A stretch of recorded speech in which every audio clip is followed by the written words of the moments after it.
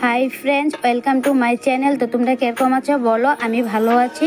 आज आमी तुम्हारे साथे निरामिष रान्नार रेसिपि निये एसेছি। तो चलो देखे नी की रान्ना करब। आज बेशी किछु करब ना, अल्प किछुई करब। तो आमी आज करब हलो काँचा मुग डाल। काँचा मुग डालटा आमी धुए रेखे दिएছি। तो आजके डेली डेली भाजा मुग डाल खेते खेते आर भालो लागे ना, तो भेবেছি काँचा मुग डाल करब। आर एखाने 5 मिशाली सब्जी केटे रेखे दिएছি।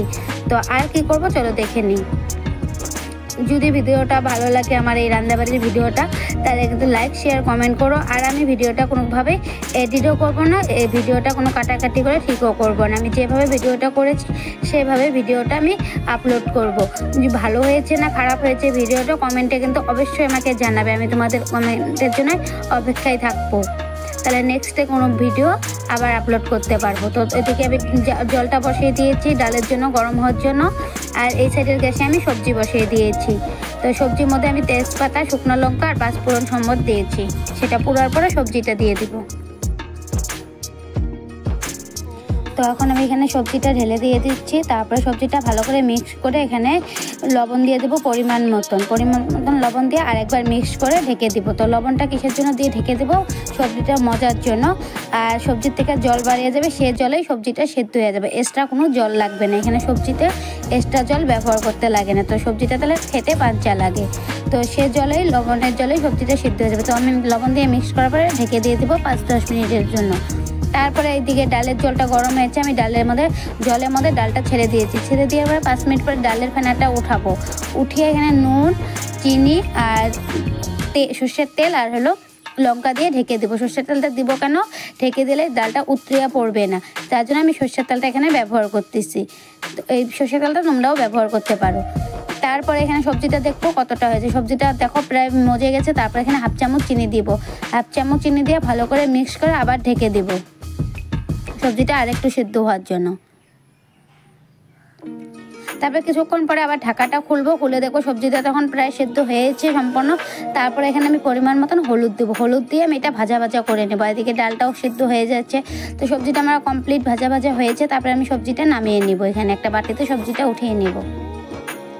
সবজিটা উঠানোর পরে কড়াইটা ধুয়ে সেই কড়াইতে আমি আরেকবার তেল দিয়ে দেবো, সর্ষের তেল। সর্ষের তেল দিয়ে 2টা তেজপাতা ছিঁড়ে দিব। তারপরে শুকনো লঙ্কা আর 5 ফোড়ন দিয়ে সেটা আমি ভালো করে লাল করে নেব, লালচি করে নেব। সেটা লালচি করার পরে এখানে ডালটা ছেড়ে দেব। তো কাঁচা মুগ ডাল নিয়েছি জন্য আমি 5 ফোড়ন দিয়েছি। তোমরা ভাজা মুগ ডাল নিলে এখানে জিরা আর মেথি দিতে পারো।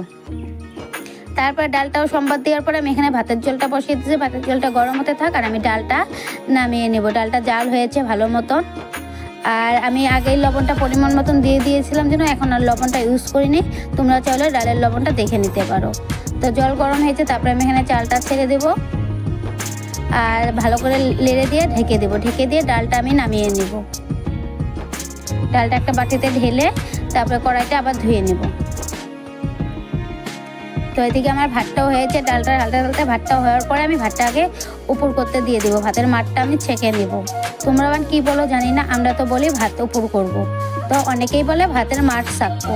তো যাই হোক যে যেটাই বলুক একই ব্যাপার।